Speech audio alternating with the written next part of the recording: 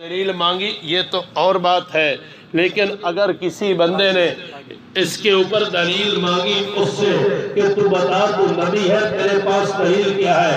امام حنیفہ رحمۃ اللہ علیہ فرماتے ہیں کہ یہ دلیل مانگنے والا بھی کافر ہو جاتا ہے کہ اس نے اتنا واضح عقیدہ ہے کہ ختم نبوت کا عقیدہ واضح اور بنیادی عقیدہ ہے، اس کے بغیر کوئی عمل قبول نہیں ہے۔ جس بندے کے اس عقیدے کے اندر کمی بیشی ہے اس کا کوئی عمل اللہ کے دربار میں قبول نہیں ہے۔ یہ رسول پاک صلی اللہ علیہ وسلم کی ختم نبوت اللہ کے نبی پاک صلی اللہ علیہ وسلم کی ذات کا مسئلہ ہے۔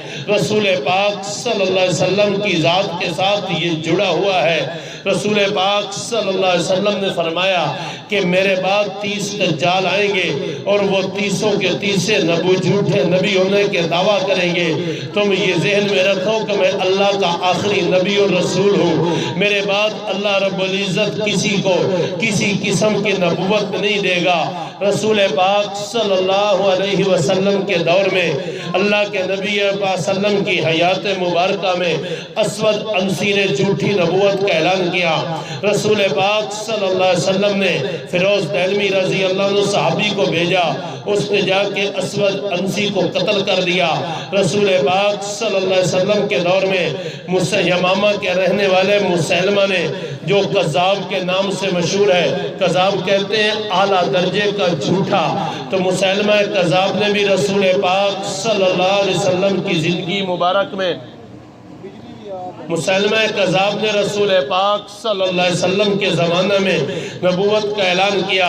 مسلمہ کذاب نے رسول پاک صلی اللہ علیہ وسلم کو خط لکھا جس کے الفاظ یہ تھے کہ آپ بھی نبی ہیں، مجھے بھی آپ کی نبوت میں شریک کیا گیا ہے، آپ مکہ اور مدینہ اور عرب کے باقی علاقوں کے نبی ہیں، یمامہ کا نبی میں ہی ہوں، کلمہ آپ ہی کا پڑھا جائے گا، نماز آپ ہی کی پڑھی جائے گی، شریعت آپ کی مانی جائے گی، جتنے روزے آپ لے کے آئے ہیں اسی کے مطابق روزے رکھے جائیں گے، شریعت آپ کی ہوگی، مجھے آپ کے نبوت کے کام کے اندر شریک کیا گیا ہے۔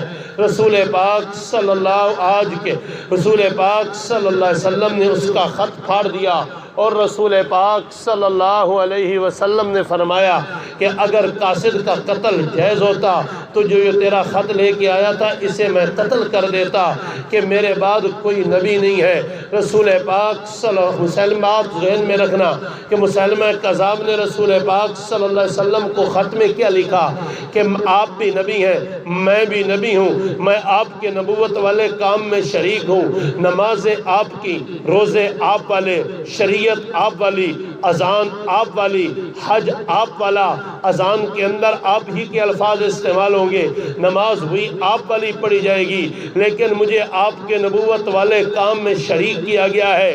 آج سادہ لو مسلمانوں کو پروپیگنڈے کے ذریعے یہ کہا گیا اور جی مرضی ہماری طرح کی تو نماز پڑھتے ہیں، ہماری طرح کے تو روزے رکھتے ہیں، اسی قرآن کو مانتے ہیں، 5 نمازیں پڑھتے ہیں، مسلمانوں والے نام رکھتے ہیں، تو یہ کیسے کافر ہو گئے؟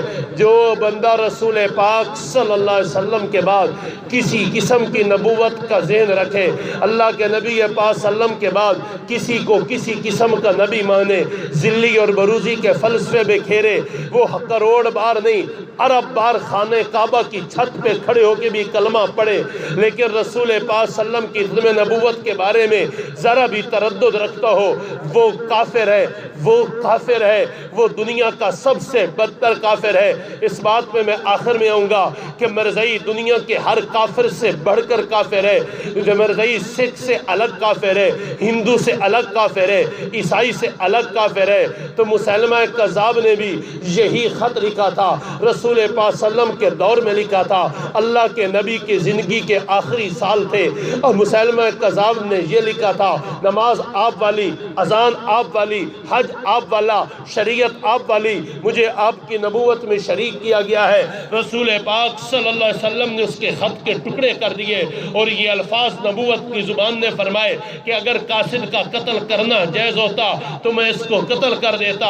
رسول پاک صلی اللہ علیہ وسلم نے پھر اپنے ایک صحابی کو مسلمہ کذاب کی طرف بھیجا، حبیب بن زید رضی اللہ تعالیٰ عنہ کو بھیجا کہ جا کے اسے کہو تو جھوٹا ہے، تیری نبوت بھی جھوٹی ہے، میں آخری نبی ہوں، میرے اوپر نبوت ختم ہو چکی ہے۔ اب ادھر بھی عنوان دیکھو، رسول پاک صلی اللہ علیہ وسلم نے قاصد کو معاف کر دیا، چھوڑ دیا، لیکن جب رسول پاک صلی اللہ علیہ وسلم کا صحابی حبیب بن زید وہاں پہ پہنچے، حبیب بن زید نے مسلمہ کذاب کو کہا کہ آخری نبی محمد الرسول اللہ صلی اللہ علیہ وسلم ہے، رسول پاک صلی اللہ علیہ وسلم کے بعد کسی قسم کی نبوت جاری نہیں ہے۔ مسلمہ کذاب نے، اس کے 40,000 ماننے والے تھے، مسلمہ کذاب نے حضرت حبیب بن زید کو گرفتار کر لیا، آگ کا الاؤ جلایا، اس کے اوپر کڑا رکھا، اس کے اندر تیل ڈالا اور حبیب بن زید سے کہا کہ تم میری نبوت کو مان ورنہ تجھے بوٹی بوٹی کر کے اس کڑا میں ڈال دوں گا۔ ایک بکری کے بچے کو ڈالا جو اسی وقت بھون گیا کباب کی طرح۔ اس نے کہا کہ حبیب بن زید میری نبوت کو مانو۔ حبیب بن زید نے کہا تو جھوٹا ہے، میرا نبی محمد الرسول اللہ صلی اللہ علیہ وسلم سچے ہیں۔ مسلمہ کذاب نے حبیب بن زید کا انگوٹھا کاٹا، کڑا میں ڈال دیا۔ حبیب بن زید نے کہا تو جھوٹا ہے، میرا نبی مدینے والا سچا ہے۔ مسلمہ نے دوسری انگلی کاٹی، کڑا میں ڈال دی۔ حبیب بن زید نے کہا تو جھوٹا ہے، میرا نبی سچا ہے۔ تیسری، چوتھی، پانچویں انگلیاں کاٹ دی، کڑا کے اندر پک گئی۔ حبیب بن زید نے کہا تو جھوٹا ہے، میرا محمد الرسول اللہ صلی اللہ علیہ وسلم آخری نبی ہے اور سچے نبی ہیں، خاتم النبیین ہے، ان پہ نبوت ختم ہے۔ دوسرے ہاتھ کی باری آ گئی، انگوٹھا کاٹا، پھر یہ انگلی کاٹی، پھر یہ کاٹی، پھر یہ کاٹی، یہ کاٹی، 10 انگلیاں کڑا میں حبیب بن زید کی ڈال دی۔ حبیب بن زید کے پوروں سے، انگلیوں سے خون بہ رہا تھا۔ حبیب بن زید کہہ رہا تھا تو جھوٹا ہے، رسول پاک صلی اللہ علیہ وسلم آخری نبی ہے۔ پھر پاؤں کی انگلیاں کاٹنی شروع کر دی، ایک پاؤں کی کاٹ دی، دوسری پاؤں کی کاٹ دی، کڑا میں ڈال دی۔ مسلمہ کذاب کی چونکہ یمامہ پہ حکومت تھی، پھر یہ ہاتھ، پھر یہ ہاتھ، پھر یہ ہاتھ، پھر ہاتھ، پھر ناک اور کان کاٹ دیے۔ حبیب بن زید کی جب تک جان رہی آخر تک یہی الفاظ تھے تو جھوٹا ہے، محمد الرسول اللہ صلی اللہ علیہ وسلم آخری نبی ہیں اور سچے نبی ہیں۔ مسلمہ کذاب کے خلاف رسول پاک صلی اللہ علیہ وسلم نے اپنی زندگی مبارک میں لشکر روانہ کر دیا۔ رسول پاک صلی اللہ علیہ وسلم کی وفات ہو گئی، اللہ کے نبی پاک صلی اللہ علیہ وسلم کا جنازہ اٹھ گیا، رسول پاک صلی اللہ علیہ وسلم دفن ہو گئے۔ صحابہ کرام نے اس لشکر کو بھیجنے کی تیاری کر دی۔ حضرت صحابہ نے مشورہ دیا صدیق اکبر سے کہ ابھی فتنہ ارتاد اٹھ گیا ہے، اللہ کے نبی فوت ہو گئے ہیں، نئے نئے لوگوں نے اعلان کر دیے، اس لشکر کو روک لو۔ صدیق اکبر رضی اللہ عنہ نے فرمایا کہ جو لشکر اللہ کا نبی وحی کے زمانے میں بھیج چکا ہے، ابھی وہ مدینہ سے بحری پڑاؤ ڈالے ہوئے تھا، ابوبکر کی جرأت نہیں ہے کہ اس لشکر کو روکے۔ یہ لشکر گیا، 12,000 صحابہ کرام تھے۔